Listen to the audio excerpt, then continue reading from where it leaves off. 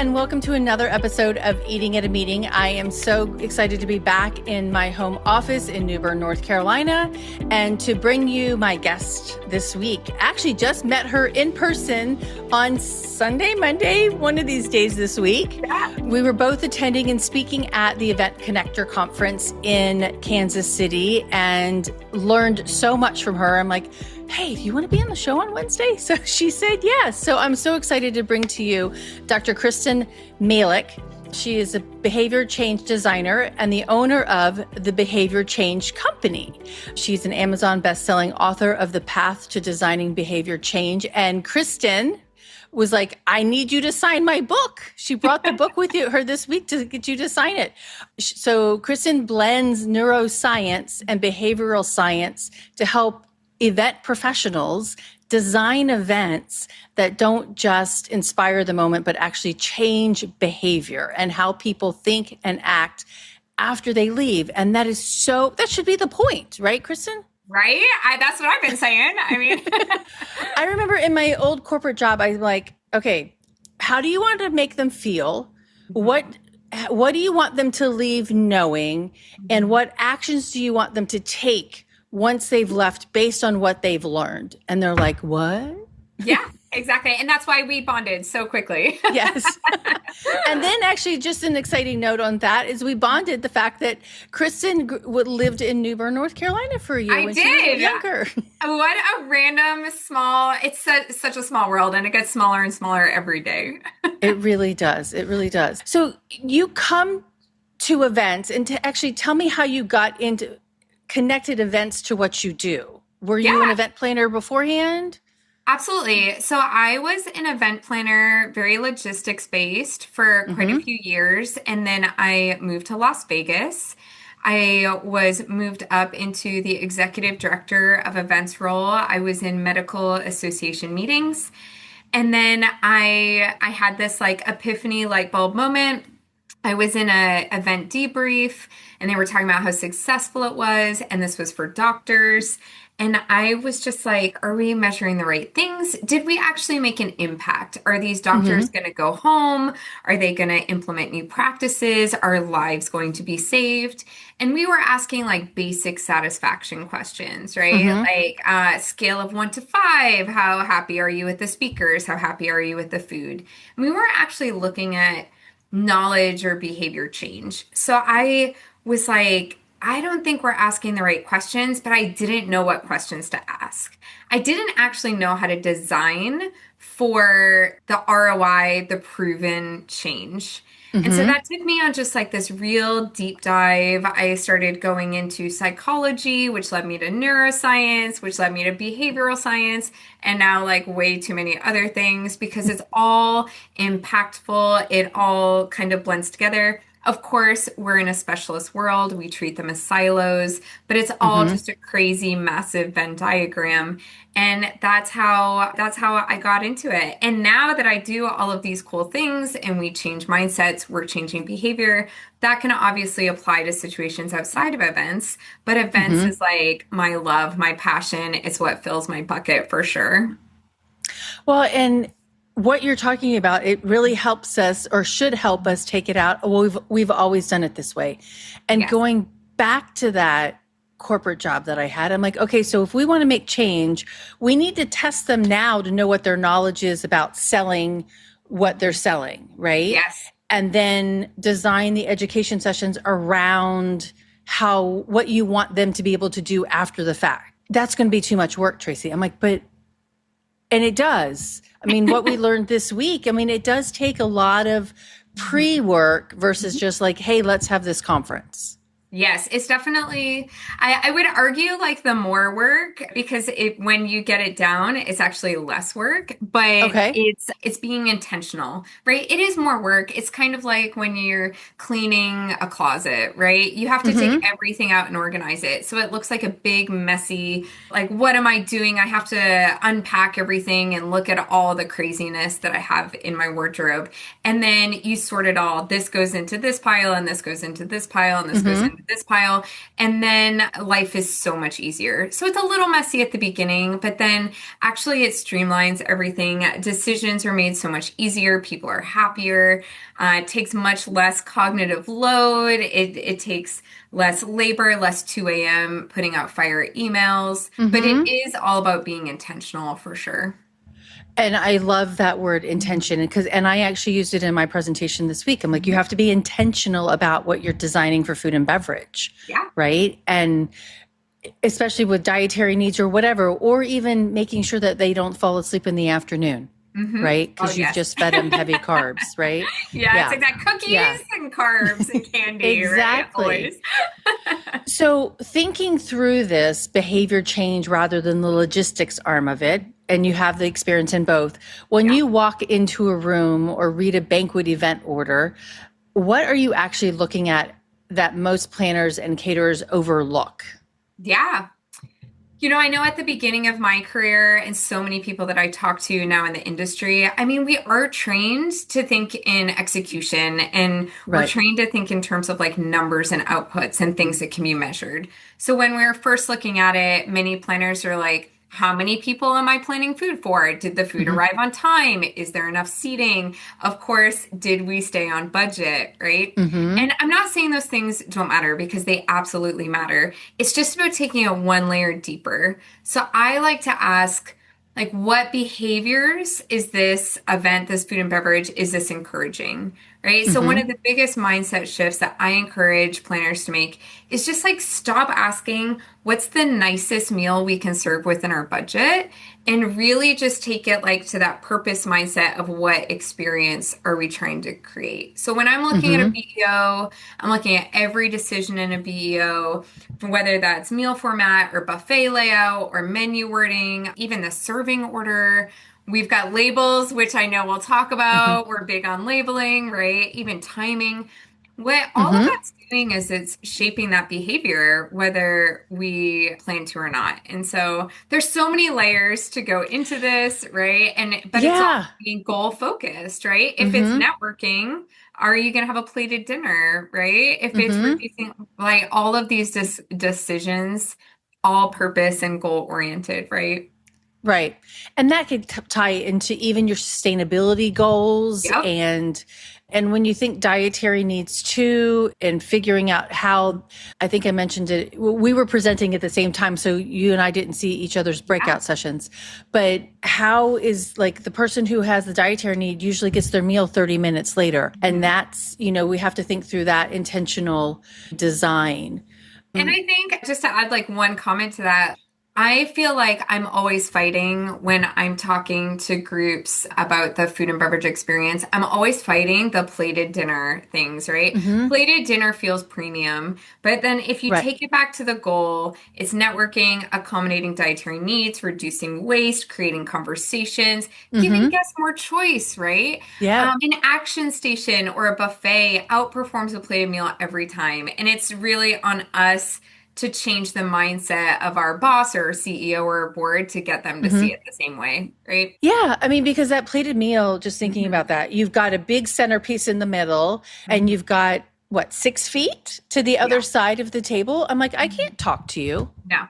And well, especially and then with the hotels, I mean, staffing right now, I mean, when you have a plated dinner, then you're using maybe contract or temporary labor. The training's not the same. The quality, the consistency is not the same. So it's actually a win-win-win from like literally every aspect. The attendee, the planner, the venue. I mean, we're just not thinking that way because we're like plated is premium, right? Exactly. Okay. So your book, Path. Can you talk about what that means? And I'm going to tell everybody I haven't read her book yet, but I did see a copy of it. But it's perceive, align and design, take action and hold. Yeah. And if you were designing a food and beverage function, what would each step look like in that practice? Yeah, absolutely. I'll say that kind of as a little disclaimer, right? Because we're looking at mindset and behavior change. So there's two Hmm. layers on that, right? There's Okay. the layer of the attendees, right? What's the Hmm. behavior that we are designing for? But if we know that we're going to have issues internally getting the things that we know we're designing for, we also have to do this layer with like our bosses, our board, our CEO to help change Right. their mindset to get them Right. from the old mindset to the new mindset, right? So, but it's the same process, just different stakeholders. So when we talk about path, and I need to send you one. I have one right here with your name on it, Okay. right? All right. So perceive is all about starting, and that's like way before anyone picks a menu, right? Hmm. What behaviors are creating the problems that we're trying to solve, right? And so from a Hmm. guest perspective, like are guests hesitant because they don't trust our labels? Is it like life and death? Are we talking, right? Is it a preference or like an allergen? And then when we look at like food waste, is it because the portions are too large? Right. And then like a customer service element, like our servers answering the same allergy questions over and over again. So we're just like perceiving, we're taking in all the problems from the different stakeholder perspectives, right? Hmm. Align and design the A.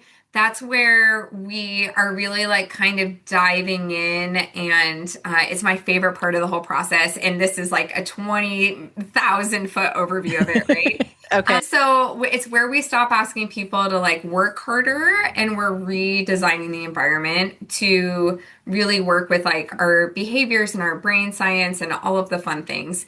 And so this is the biggest part when it comes to food and beverage specifically that I'm always challenging the format, right? Okay. If our goal is personalization, if our goal is inclusion, if it's flexibility, I'm always like, plated meals, like this is where we're going, right?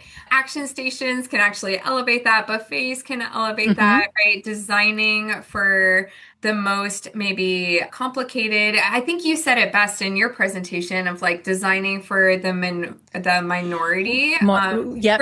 You for can the feed the majority, majority. right? Oh, great, absolutely great. And then if the hotel's understaffed, so anyways, align and design is like all of those types of decisions, right? And that's Hmm. where we customize it for our stakeholders.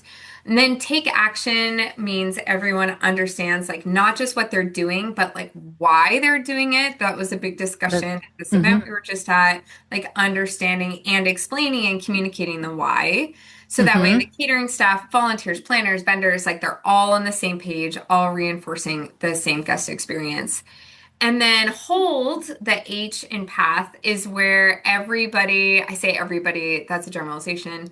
It's where the vast majority of people are just missing the mark, right? It's Hmm. where organizations stop too soon. They've started a habit, right? But then it doesn't remain consistent. It's not going forward. We're not Hmm. reinforcing it. We're not making it like a long-standing change.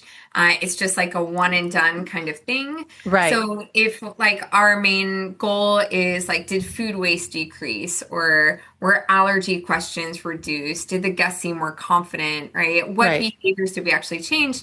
Then we have to like make sure that we're advertising that out or reinforcing it in our messages because people Hmm. want to feel good about their decisions and Yeah. the events they're spending money at and their overall impact, and we're not helping them do that, right? It's Well, not like there's a so 20,000 foot overview right there. no, So, no, I love it. I really love it. And while you're talking about them, I'm like, I can hear reiterate stories in my head of oh yeah. events that I've worked on, that even one with food donations, and the hotel's like, no, no, no, we're not going to do food donations. And I'm like, but why? And they're like, it's corporate policy or it's this. And I'm like, but we can do it and your neighbor does it. So why can't we do it? And so I did get it approved to do, but now I'm really curious to go back and say, are you going to do this going forward, or you just did it to shut me Check the up? box. Right. Yeah. Yeah. Yeah. And one of the people at that hotel is like, how did you do that? Because I'm so upset about how much food we throw away on a daily basis. And I'm like, okay, so I need to call her and say, Mhm. hey, this is what I did. And why don't you check in with chef and say maybe that she wants to oversee that whole process.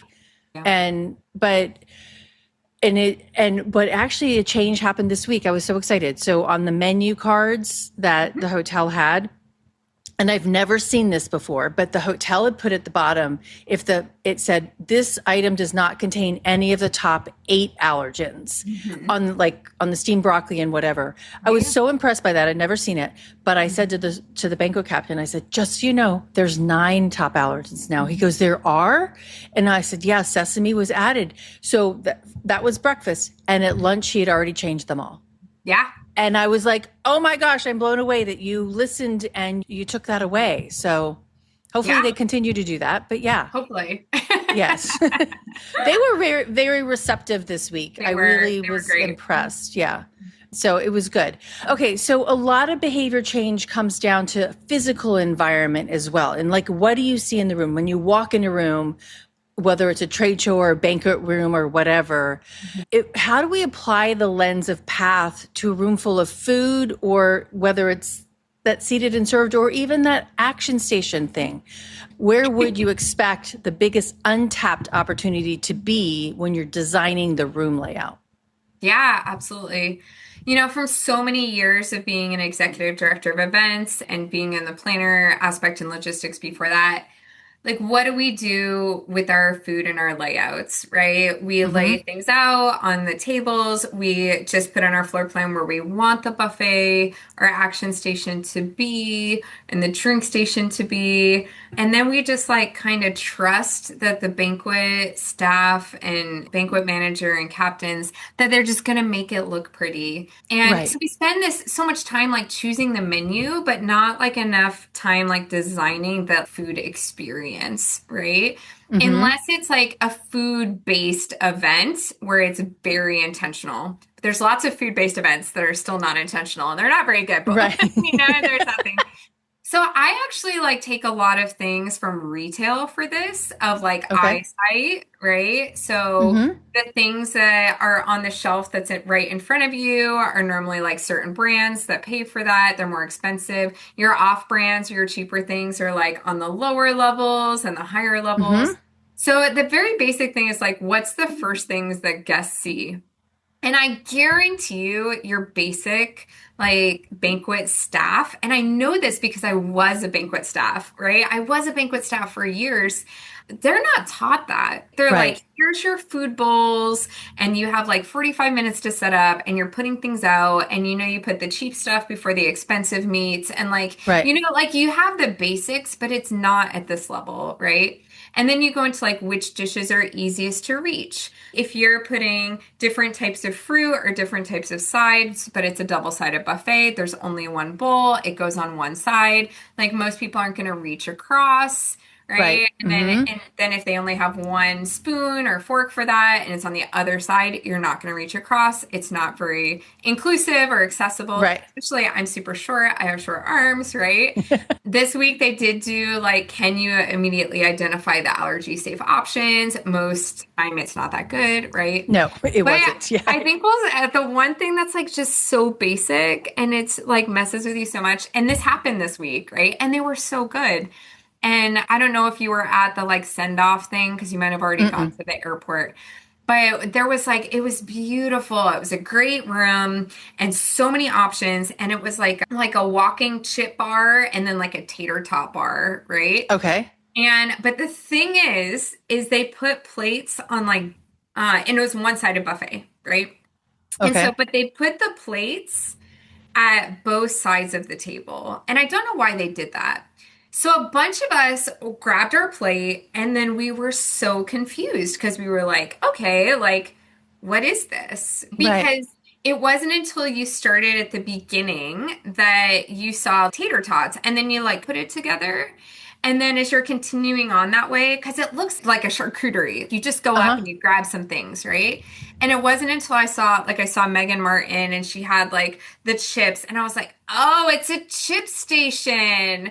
And she was like, yeah, I started over there and it made no sense, right? And then I had to go Uh, over here. So everything was beautiful and it was great and it was labeled and everything. But just by simply adding the plates on the other side, kind of like you would right. do at a dessert bar, right? You have like Mm-hmm. your entree and your desserts. but people were grabbing it and going through it backwards, and it made no sense. So, like the most basic of things, like where Interesting. does your line start, right? Mm-hmm. And so, but once you figured it out, it like all made sense. But then you go into signage and Mm-hmm. so I think it kind of goes into you look at the things that are easiest, low-hanging fruit. It's not Right. always signage, right? It's like, what is the path that requires the least mental effort? And are we designing to feed it into that, right? You just Yeah. move one station like 10 feet and the whole behavior will change more than if you had 20 signs, right? It's Right. kind of Yeah. crazy. So, Well, yeah. and it is, and you have to when you're walking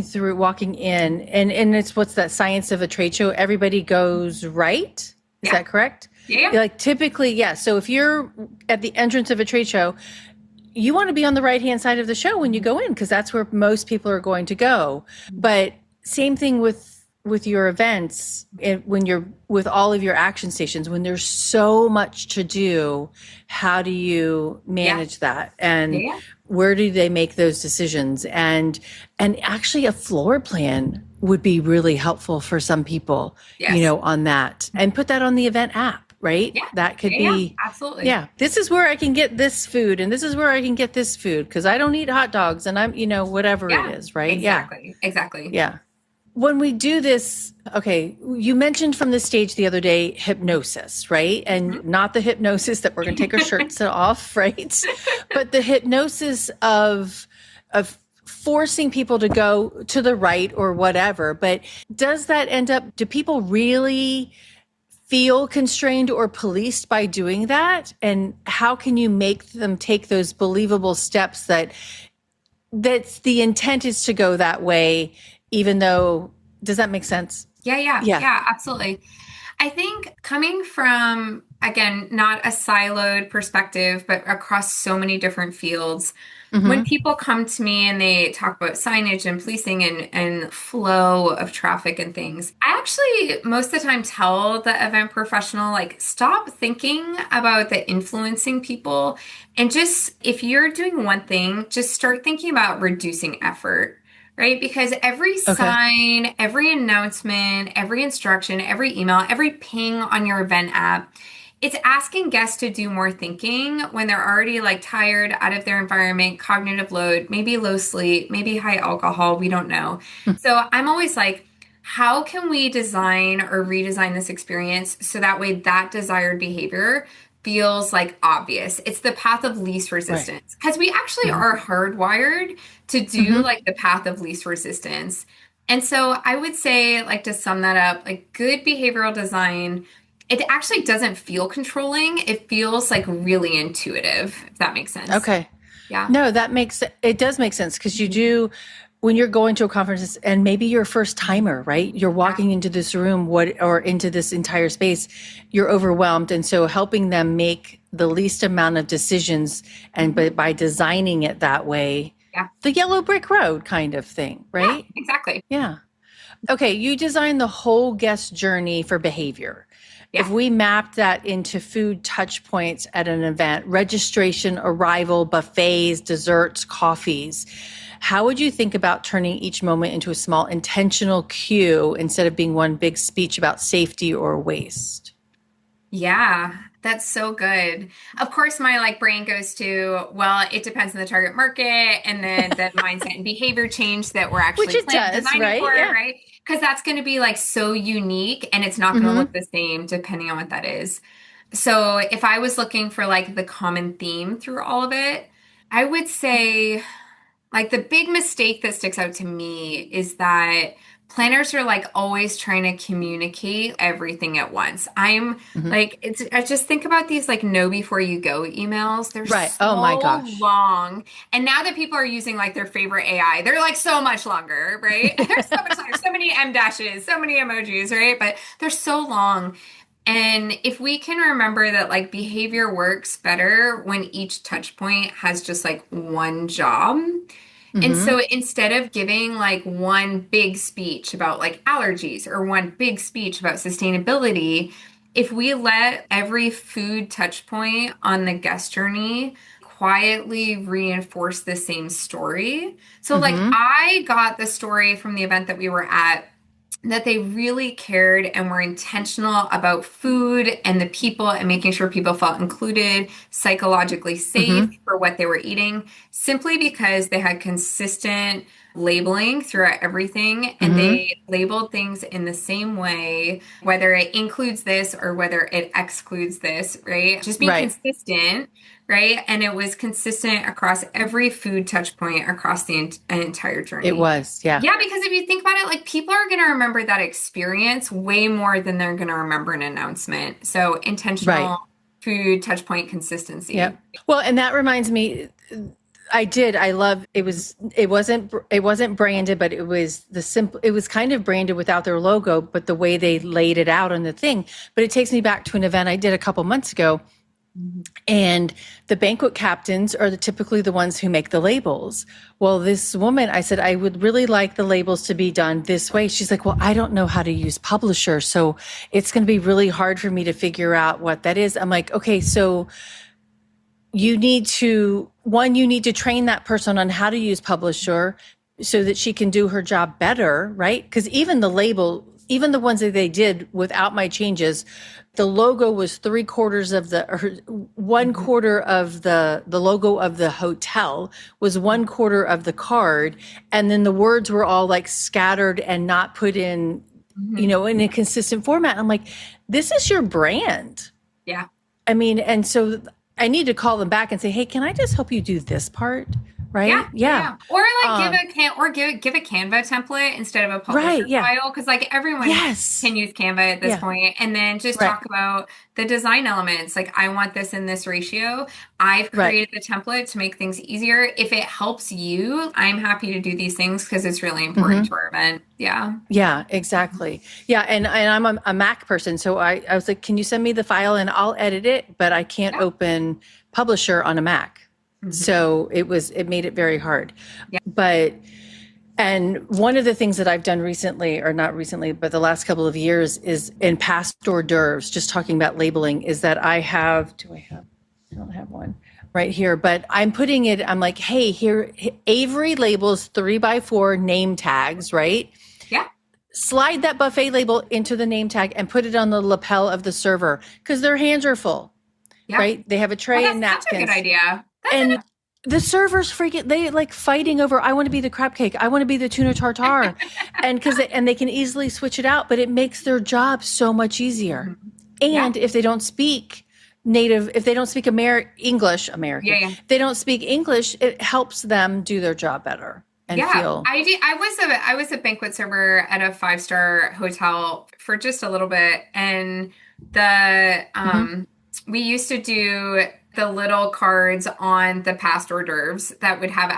allergens on it and the name. But I love this idea of the name tag like label. Cuz that can Yeah. fall off easily, right? The card Yeah, can. absolutely. Absolutely. And yeah, and then they can easily swap it out if they're changing dishes or Mhm. whatever.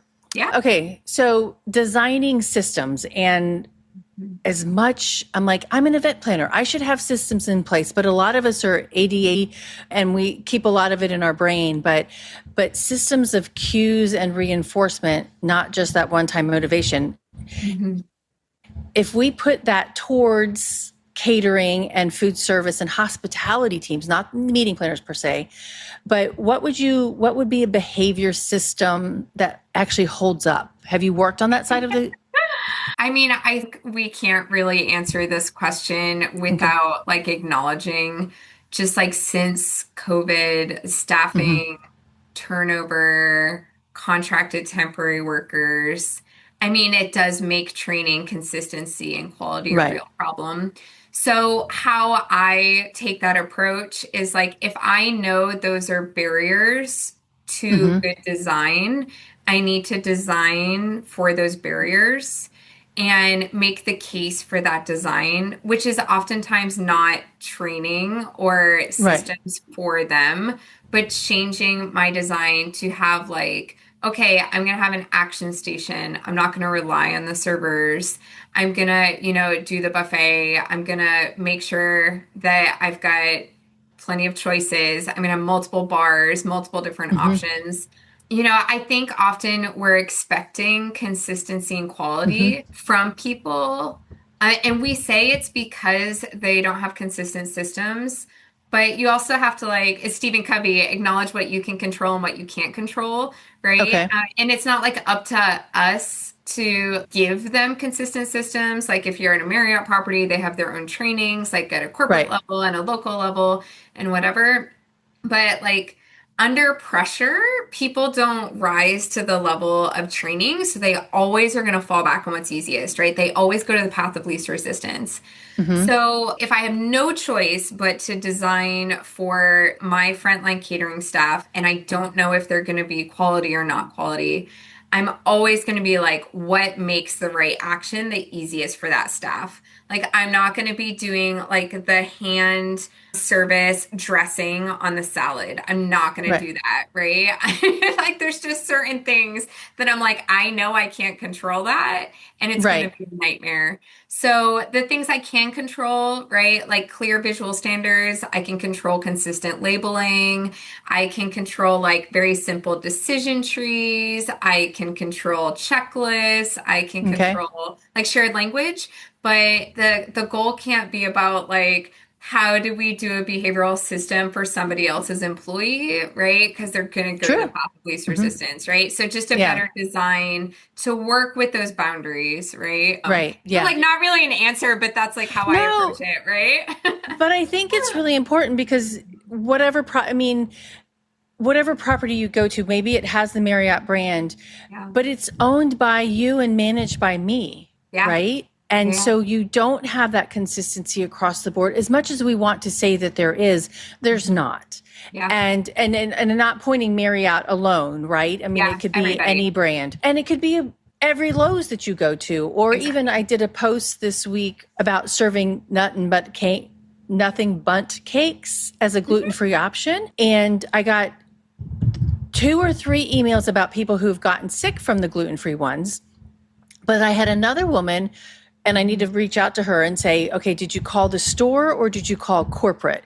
And the whoever Wow. she talked to, they're like, well, we clean the kitchen and make our gluten-free ones in the morning before we make anything else. And so and the gluten-free ones are then sealed.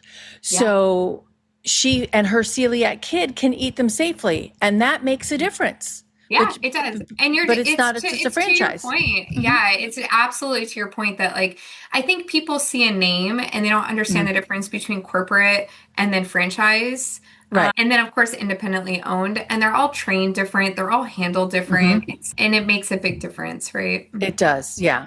So I like the fact that we can control this and we can't. Yeah. And so that's why I like to do my labels and then have chefs proof them, Yeah. right? Yeah. So that it is in that consistent way, unless it's in there, unless they already got it down pat.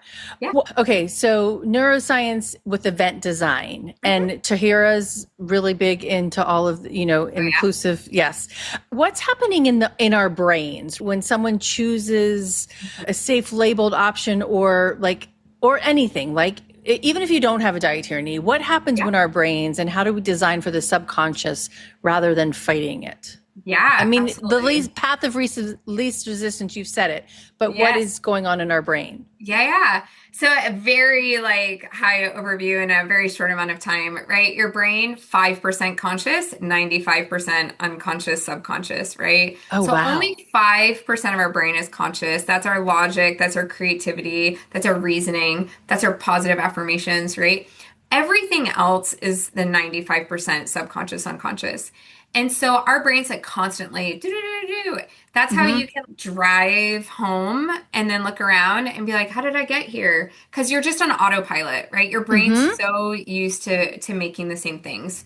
So our brain is like constantly asking when it comes to food, especially at events, is this safe? Is this familiar? Do I recognize it? Can I trust Mm-hmm. this? Always running that program, even though it's not conscious. Like I'm not consciously looking at it being like, is this familiar? Like my brain just knows, like, oh, I know what this is, right? So then when things look weird or different, if someone has to really stop and focus on your labels or search for information, what you've done is like you've just increased the cognitive load. And at events that are super Mm-hmm. content heavy, that's really difficult, right? We're just trying Right. to get the basic like survival food like at Mm-hmm. some level and then a positive experience on top of that.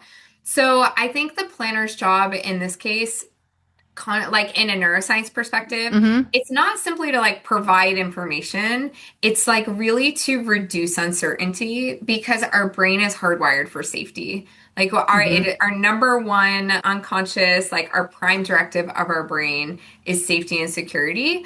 And that definitely comes down to food. So when something feels like easy, trustworthy, obvious, people are much more likely to make that choice, label or no Mm-hmm. label, right? Right. Yeah. You're driving down the road thing. I was at the International Caterers Association conference in Savannah a couple of weeks ago, and it's really a shame that I forgot what speaker said this, but he's like, it's an anomaly. Because literally, I was driving home today from Raleigh to Newbern, Yeah. and like you can do that thing, but when you see a fire truck or something, that's the anomaly, right? Yeah. Like you Yeah. want to, that should be your surprise and delight aspect of your event Yeah. or whatever like that is, because you're right. I'm like, we know that that's a hot dog, or we know that that's a, I don't know why hot dogs are in my brain today. You know, we know that that's a tater tot, but we didn't know that this was a tater tot bar, right? Yeah. Yeah. I like that because we have to, and if consistent labeling is that anomaly, Yeah. you're going to create some Yeah. safety. Wow. All right. I love that. Okay, so if a caterer and a planner wanted to work together and change exactly one food and beverage behavior at their next event, where would you start them and how would they know it worked?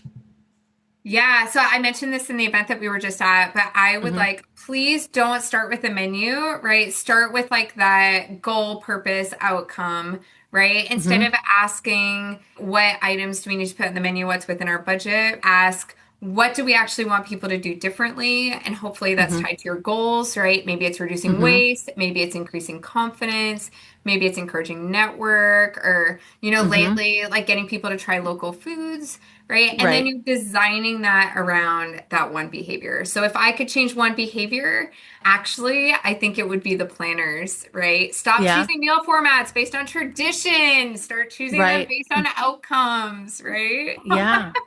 That's So what would success, right? okay, so would the outcome, an outcome out of the buffet, I guess it would, or out of a food and beverage function, would be networking. We want more people to engage with each other. What Yeah. other kinds of outcomes do you help planners figure out from a food and Yeah, beverage function? like literally everything that I just said in terms of like Hmm. it could be an outcome that's reducing waste, right? Okay. Or it could Yep. be an outcome that's like increasing confidence with guests with allergens, right? Like you work in Hmm. these conferences that are very large that have a lot of requests, Hmm. restrictions, dietary preferences, right? And so having them feel confident, right? Maybe it Right. is encouraging networking, right? And all of those food and beverage events and aspects of the event are going to be designed very differently depending on what that outcome is. But the Okay. problem is people are just like, okay, I have a 3 day event. I have three breakfasts and three dinners, or three lunches and two dinners. And here's my budget. Here's like the hotel menu of Standard. the day Yeah. that has the Hmm. lowest one, right? So it's not intentionally designed, it's designed for budget. And so just being Right. very intentional with that. Mhm. Yeah. And looking through and how can I, like, hey, pay $10 more to Yeah. switch the menus out for the day, right? Or Yeah. whatever that day of the Yeah. week Yeah. is. Yeah. One of the things that, and I remember this early on in our conversation today, is that I remember going to I think it was WEC back in 2010, and we were in Vancouver at the convention center, which I don't know if it was designed for the Olympics, but it was right after the Olympics in 2010. Okay. But the napkins, the beverage napkins, all had a stat on how they had designed the convention center for the life underwater that it was built over, Oh, that's because so the cool. convention center expanded over the water. Yeah. And so they talked about how many seashells or fish are underneath there. And I just thought it was really cool because it gave a subtle net Yeah. to the efforts that they took to design this building with LEED certification in mind, and it let you learn something while you're having a Yeah. beverage or I've only ever seen an example of that once, and it was actually recently. So it's fascinating. That was in 2010. I was in Nashville. Some group brought me in to do a workshop for them. And I'm like, my daughter lately has had me into ice cream. So I'm sitting there and I'm like, what's the local ice cream shop? Blah, blah, blah, blah. And I'm in Nashville, and they had napkins, like small bev nap type napkins, and it gave facts about the dairy and the ice cream and Oh, there that's was like cool. waste but like it was all about like production and things they didn't know. And I'm sitting there like reading the napkins. Of course you use the napkins, but then I took one so I could like bring it home as an example of like, this is Right. so cool. Yeah. That's Yeah. really fun. Well, and that just makes me, I'm like, we order so many napkins with like the eating and a meeting logo on it because I'm sponsoring that reception or whatever. Do meeting planner, and if you're doing that, do some facts about your company or why your company solves a problem, and maybe your logo's a little bit small in that, or it's not even on there, right? Yeah. It's just facts about what, and not even like my system, I create name badges, right? No, but what do you solve? What problem do you solve? Exactly. What problem do you Yes. solve? Yes, Yeah. because people are going to read that because they're self-interested. And if you have Right. a variety of different problems and solutions, and then again with your logo, subconscious messaging, right? You're planting all these seeds, people will start collecting the napkins, which is Right. like fun, right? Exactly. Okay, this is so interesting, and I'm so glad that we met. And so I'm going to wrap it up with some 5 rapid fire questions. Are you good with that? I'm good. I'm solid. Okay. A food habit that you've successfully designed into your own daily life. Incorporating protein shakes in the morning by making them the path of least resistance. Because you've already made them? Has that, yeah, pre-made. They're pre-made. Okay. Yeah. All right. Awesome. All right. Signage or a conversation? Which changes behavior faster at an event? Ooh, conversation changes minds, but design changes habits. So I think you need both. Interesting. Okay. No, I like that. Yeah. And it's important to understand that you do need both. Yeah. Yeah. Okay. A food or dish you'll always come back for no matter how it's plated.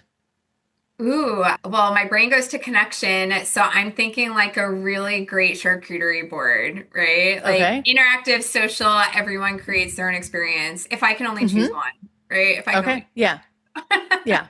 Yeah. And then go back to mashed potato bars, right? Yeah, Or exactly. even tater Well, a tot bar. charcuterie Yeah. can include anything. So you can Right. really customize that, right? So, Yeah. Oh, that's cool. I like that. yeah. All right. One word for the feeling you want a guest to leave your event with.